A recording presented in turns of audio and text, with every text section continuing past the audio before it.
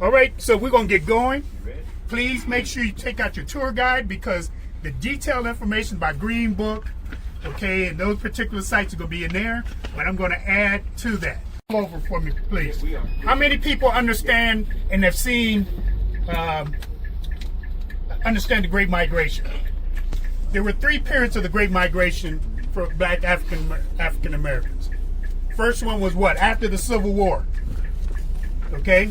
After the Civil War, people left the plantation. They began to go west. West meaning they went to Oklahoma. They went to Kansas, places like Texas, and came through that area from Louisiana, Georgia, etc. That's the first migration, part of the Buffalo Soldiers. Remember, the Buffalo Soldiers came out here, so they were part. The next migration was 1940.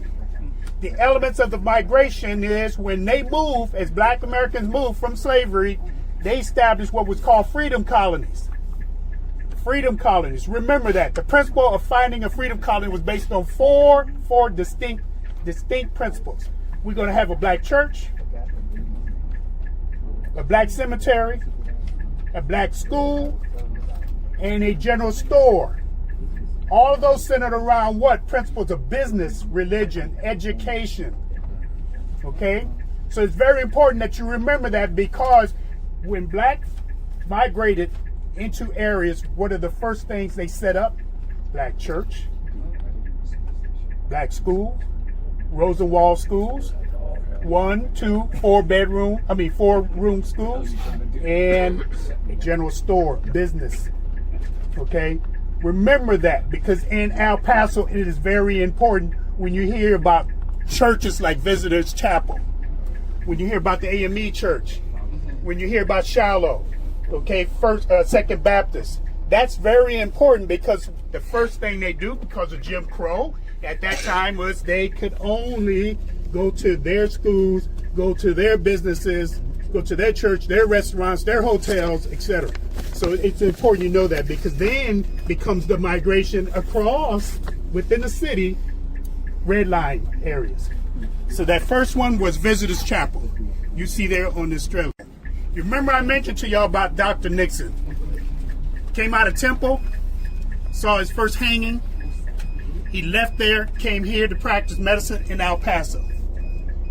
He, in partnership with NAACP, in 1924, they agreed to go to protest the right.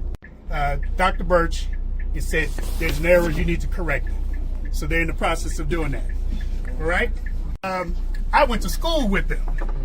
That's crazy. Now, you talk about a brilliant group of family. Francis Hill. Yes. Exactly. See, that's why I like this bus. You don't get participation from everyone.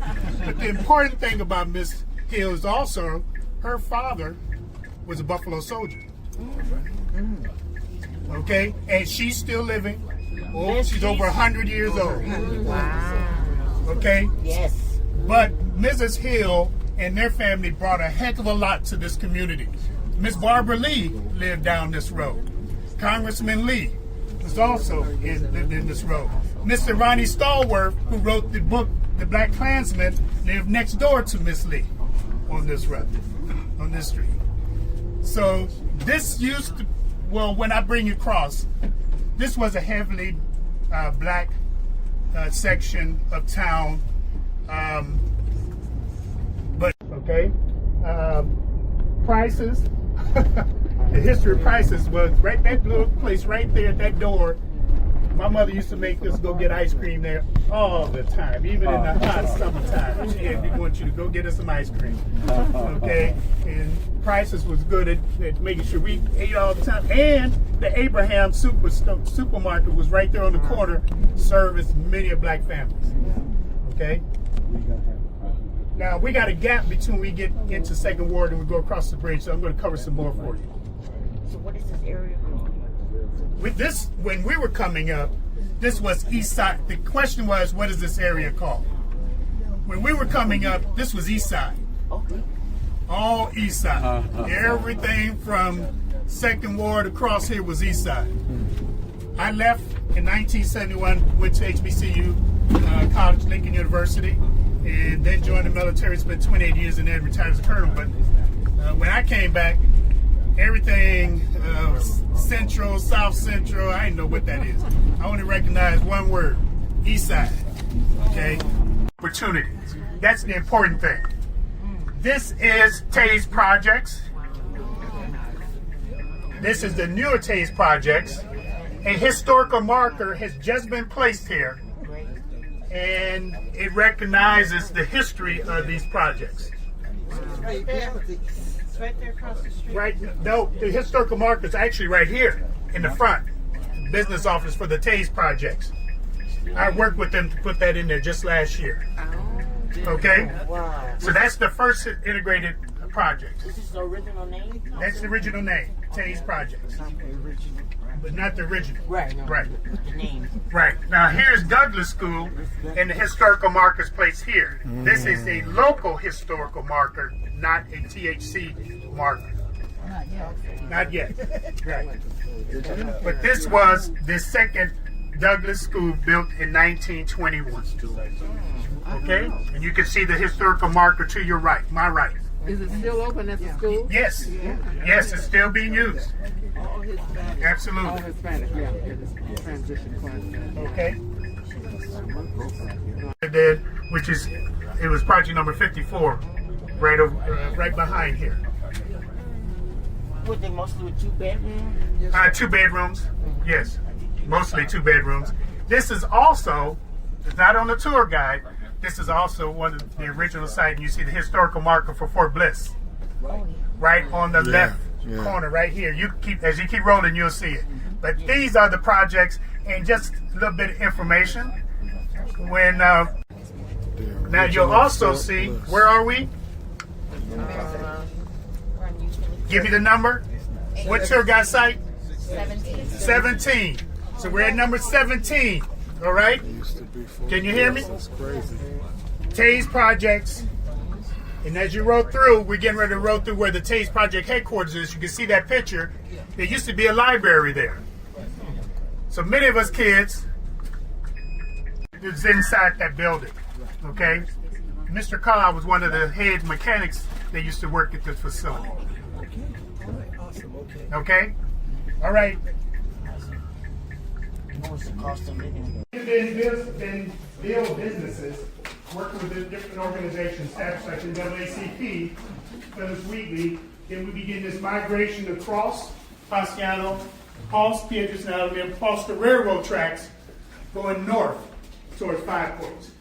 Now there's a certain picture that you guys probably do not recognize if you see her, but she's probably hiding right now. There's Miss Bird sitting there at the Orleans Cafe, sitting there in the corner.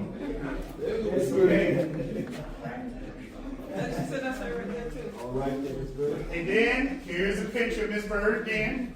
Now you remember I talked to you about the tiling, the original tiling? That's the history of the original tiling. This was all along the buildings along Piedras and Alameda. Sorry about that. Then, of course, we see Miss Bird with her fly glasses. We're not talking about them. You know how to relate. Okay. Then you see Dr. Nixon, his wife.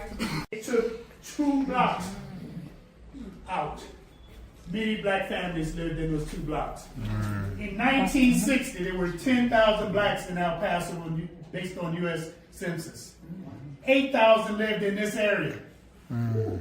8,000 lived in this area from 2nd Ward across the 5 Points. Count the number today. So if anybody talk about gentrification, that happened then, and it could happen again. Brown and black. So you got to remember that. And more importantly, what else is lost?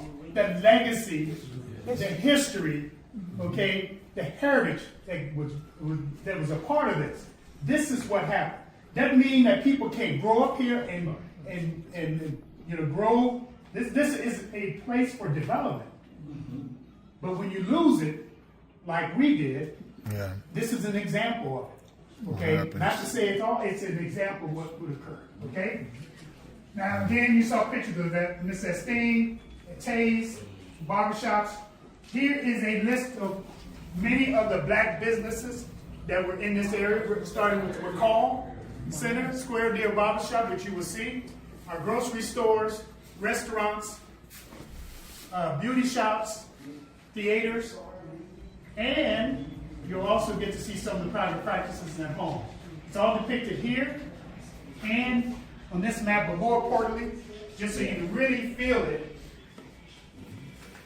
everything registered here in red was black owned businesses.